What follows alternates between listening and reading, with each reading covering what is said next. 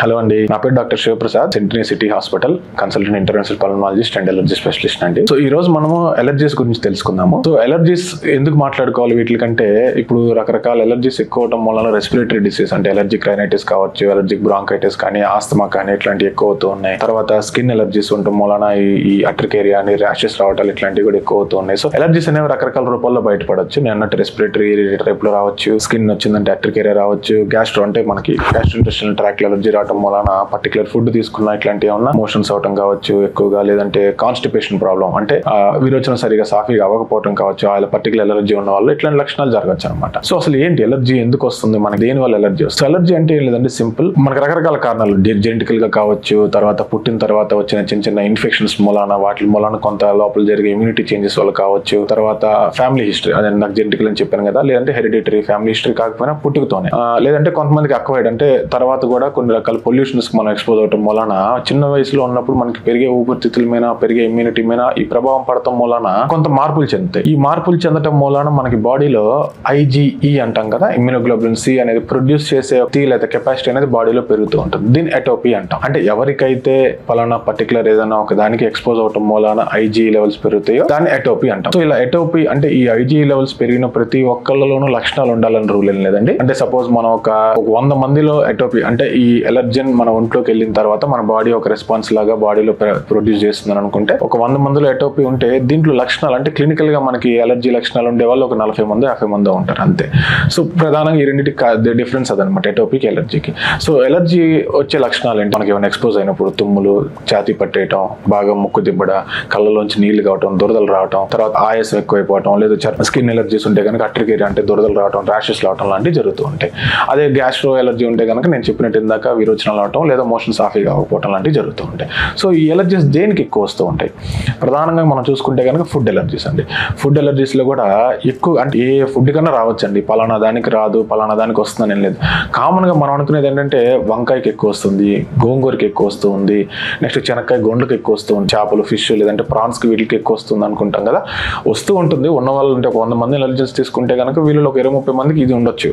But మిగతా 60-70 మందికి ఏముంటాయి అంటే రకరకాలు మనం అనుకుంటాం కానీ దీనికి కూడా ఎలర్జీ ఉంటుందా అని. మనం రోజువారీగా తినే అట్టుపండికి ఎలర్జీ కూడా ఉండొచ్చు చాలా మందిలో, కరివేపాకు ఎలర్జీ ఉండొచ్చు, మనం పైనాపిల్ కావచ్చు, రకరకాల ఫుడ్ ఐటమ్స్ ఉండొచ్చు, ఎగ్ వల్ల కావచ్చు, ఏదైనా ఉండొచ్చు. సో ఎవరిని కూడా జనరలైజ్ చేయకూడదు ఎప్పుడు మనము. So first of all find out చేయాలి. ఇది ఎవరికి తెలుస్తుంది? ఫస్ట్ పేషెంట్కే తెలుస్తుంది. అంటే లైక్ పర్టికులర్ ఫుడ్ తిన్న తర్వాత వాళ్ళకి ఏమన్నా దాని లక్షణాలు అన్నీ ఇందాక చెప్పిన లక్షణాలు ఏమన్నా వస్తూ ఉన్నాయి, ఆ రోజు కావచ్చు, తర్వాత రోజు కావచ్చు. అంటే లైక్ సపోజ్ నాకు ఇవాళ అట్టుపండి పడట్లేదు, నేను ఇవాళ తిన్నాను, నాకు ఈ రోజు లక్షణాలు రావచ్చు, రేపైనా రావచ్చు దాని లక్షణాలు. సో ఇట్లా ఏమన్నా ఒక లక్షణాలు కనుక మనకి ఏమైనా సిమ్టమ్స్ లాంటివి వస్తే, నెక్స్ట్ టైం ఎప్పుడు అది తీసుకుంటే సిమ్టమ్స్ వస్తే ప్రాబబ్లీ దానికి మనకి ఎలర్జీ ఉన్నట్టు. సో ఫస్ట్ మనం కొంత ఐడెంటిఫై చేయొచ్చు. ఫుడ్ తర్వాత నెక్స్ట్ డస్ట్ ఎలర్జీస్ అంటే పొల్యూషన్ ఎక్కువైపోతుంది. ఇప్పుడు రకరకాల డస్ట్ పార్టికల్స్ బయట ఉంటున్నాయి. నెక్స్ట్ పాలన్స్ ఎక్కువ ఉంటున్నాయి. అంటే చెట్లు వీటి నుంచి పూల నుంచి వచ్చే పాలన్స్ ఉంటూ ఉంటాయి కదా, ఇవి సీజనల్గా ఉంటాయి. అంటే చలికాలంలో కొన్ని పాలన్స్ వస్తూ ఉంటాయి, ఎండాకాలంలో కొన్ని వస్తూ ఉంటాయి. సో ఈ పర్టికులర్గా మన చుట్టుపక్కల ఉన్న చెట్లు పెరిగేది ఏమేమి చెట్లు పెరుగుతూ ఉంటాయి, ఇవి చలికాలంలోన పాలన్స్ ప్రొడ్యూస్ అయ్యేది, ఎండాకాలంలో పాలన్స్ ప్రొడ్యూస్ అవుతున్నాయి చూసుకుంటూ దాన్ని బట్టి అదొక ఎలర్జెన్ కింద మనం ఐడెంటిఫై చేయొచ్చు. నెక్స్ట్ ఈ రోజుల్లో పెట్స్ ఎక్కువైపోతున్నాయి ఇంట్లో, డాగ్స్ కావచ్చు, పిల్లులు కావచ్చు, కుందేళ్ళు కావచ్చు, ఇట్లా రకరకాల ఇంట్లో పెంచుకుంటూ ఉన్నారు పెట్స్. సో దీని నుంచి రిలీజ్ అయ్యే డస్ట్ అంటే దాని యొక్క హెయిర్ కావచ్చు, దానికి హెయిర్ ఎక్కువగా ఉండటం వలన కొంత డస్ట్ దాని అక్యుమిలేట్ అయిపోవడం కావచ్చు, దాని నుంచి వచ్చే స్మెల్ కావచ్చు, ఇట్లాంటివి ఉండటం వలన దీనివల్ల కూడా ఎలర్జీస్ వస్తూ ఉన్నాయి. ఇది కాకుండా పొల్యూషన్, అగైన్ బయటకు వెళ్తే వచ్చే పొల్యూషన్, వీటి వల్ల రకరకాల ఎలర్జీస్ ఉన్నాయి. సో ఇది మనం ఐడెంటిఫై చేయడం ఎట్లా, నేను చెప్పినట్టు ఫుడ్ అయితే మనం ఐడెంటిఫై చేయొచ్చు, వీటిలో కూడా కొంతవరకు ఐడెంటిఫై చేయొచ్చు. మనం మెడికల్గా ఎలా ఐడెంటిఫై చేయొచ్చు అంటే 2 రకాల టెస్టులు ఉంటాయండి. ఒకటి బ్లడ్ టెస్ట్, ఇదంత మోర్ సెన్సిటివ్ కాదు, అంత అడ్వైజబుల్ కాదు. నెక్స్ట్ స్కిన్ ప్రిక్ టెస్ట్ అంటాం. అంటే స్కిన్ ప్రిక్ టెస్ట్ అంటే ఏంటంటే ఇది మోర్ రిలయబుల్, మోర్ 100% ఇన్ఫర్మేషన్ వస్తుంది దీంట్లో. స్కిన్ ప్రిక్ టెస్ట్ అంటే ఏంటంటే ఏదైతే రకరకాల ఎలర్జెన్స్ ఉంటాయో దాన్ని మనం ఒక బాటిల్లో దాన్ని మెడికేటెడ్గా దాన్ని లిక్విడ్ రూపంలో ఉంచి చర్మానికి ఇంజెక్షన్ ఇస్తాం. అంటే ఒక ఎలర్జీని మన బాడీలోకి ఇంజెక్ట్ చేస్తున్నాం.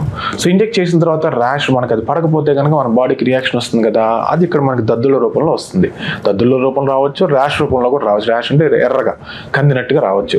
సో ఇది మరి అన్నిటికీ చేయాలా టెస్ట్ అంటే మనం పేషెంట్తో మాట్లాడిన తర్వాత వాళ్ళ యొక్క లక్షణాలను బట్టి మనం సెలెక్ట్ చేసుకోవచ్చు. ఈ వీళ్ళకి పర్టికులర్గా దీనికి ఉన్నట్టుంది, దీనికి ఉన్నట్టుంది, దాని వరకు టెస్ట్ చేయొచ్చు మనం. సో దీనివల్ల ఒకే ఒక ప్రాబ్లం ఏంటంటే మనం ఎన్ని ఎలర్జెన్స్కి అయితే చేస్తామో అన్ని ఎలర్జెన్స్ స్కిన్ మీద సబ్క్యూటెన్స్గా గుచ్చాలి, అని ఇంట్రాడర్మల్గా గుచ్చాల్సి వస్తుంది. అంటే జస్ట్ చర్మం కిందే, పెద్ద నొప్పి ఏమి ఉండదు, బట్ జస్ట్ ఒక చిన్న చీమ కుట్టినట్టు అట్లా ఉంటుంది. ఎన్ని ఎలర్జెన్స్కి చేస్తామో అన్నిసార్లు ప్రిక్ చేయాల్సి వస్తూ ఉంటుంది, ఒక్క డిస్కంఫర్ట్. బ్లడ్ టెస్ట్ ప్రాబ్లం ఏంటంటే మనకి ఫాల్స్ పాజిటివ్లు ఫాల్స్ నెగిటివ్లు ఎక్కువ వస్తాయి, బట్ స్కిన్ ప్రిక్ టెస్ట్లో అలా కాదు. దీంట్లో వచ్చేది 100% రిలీవబుల్. మనకి పాజిటివ్ వచ్చిందంటే వీఆర్ 100% షూర్ దట్ ఆ ఎలర్జెన్ మనకు పడట్లేదు. నెగిటివ్ వచ్చిందా ప్రాబ్లమ్ మనకి దానివల్ల ఎలర్జెన్ వల్ల మనకి ఇబ్బంది లేదు. సో ఇది ఒక advantage skin prick test. So మనకి ఎలర్జీ అంటే ఏంటి, ఏ దానివల్ల ఎలర్జీ ఉంది మనకనే తెలుసుకున్నాం మనం. సో దీని తర్వాత ట్రీట్మెంట్ ఏంటి? సో ట్రీట్మెంట్ అంటే ఎప్పుడు కూడా ప్రప్రథమంగా ఏ ఎలర్జెన్కైనా కూడా avoidance is the best treatment. అంటే సపోజ్ ఇప్పుడు నాకు స్కిన్ టెస్ట్ చేసిన తర్వాత పర్టికులర్గా నాకు ఫిష్కి ఎలర్జీ ఉందని తెలిసింది, నేను ఫిష్ని అవాయిడ్ చేస్తే సరిపోతుంది. ఫిష్ని మళ్ళీ తీసుకోకపోతే నాకు దానివల్ల ఇబ్బంది రాదు కదా, సరిపోతుంది. సో అవాయిడ్ చేసేయచ్చు. అలా కాకుండా కొన్ని ఉంటాయి, పాలెన్స్ కావచ్చు, లేకపోతే కొన్ని రకాల బయట ఎన్విరాన్మెంట్లో మన చేతుల్లో లేని ఉంటాయి. ఇప్పుడు చెట్ల నుంచి వచ్చే పాలెన్స్, డస్ట్ ఇట్లాంటివి. వాటిని ఏంటంటే కొన్ని మైట్స్ ఉంటాయి, కొన్ని మైట్స్ కూడా ఏంటంటే బెడ్షీట్స్లో వీటిలో ఉండే మైట్స్. వాటికి ఏంటంటే మనం ఎంత అవాయిడ్ చేద్దామన్నా చేయలేకపోవచ్చు ప్రాక్టికల్గా. సో వాటికి ట్రీట్మెంట్ సజెస్ట్ చేస్తాం. దాన్ని ఏమంటామంటే ఇమ్యూనోథెరపీ. అంటే ఇమ్యూనోథెరపీ ఏంటంటే ఆ ఎలర్జీన్ అనేది మన బాడీలోకి వెళ్ళినా మనకి రియాక్షన్ రాకుండా ఉండేలాగా తయారు చేయడం. సో దీన్ని ఇమ్యూనోథెరపీ, మన బాడీ ఇమ్యూన్ సిస్టమ్ని మారుస్తున్నట్టు. సింపుల్గా చెప్పాలంటే ఒక పిల్లాడికి జ్వరం వస్తుంది కదా అని చెప్పి మనం జ్వరం ట్యాబ్లెట్ వేస్తూ ఉన్నాము. జ్వరం ట్యాబ్లెట్ వేస్తూ ఉంటే జ్వరం రోజు వస్తుంది, రోజు ట్యాబ్లెట్ వేస్తూ ఉన్నాం. బట్ ఆ పిల్లాడికి జ్వరం ఎందుకు వస్తుందని కనుక్కొని మనం దానికి డెంగ్యూ వల్ల వచ్చిందా, మలేరియా వల్ల వచ్చిందా, ఇంకోటి అని కారణం తెలుసుకొని దాన్ని ట్రీట్ చేయగలిగితే అబ్బాయికి జ్వరం రాదు, రోజు జీవితాంతం డోలో వేయాల్సిన అవసరం కూడా ఉండదు కదా, టాబ్లెట్ పారాసిటమాల్ టాబ్లెట్. అట్లా ఎలర్జీని కూడా.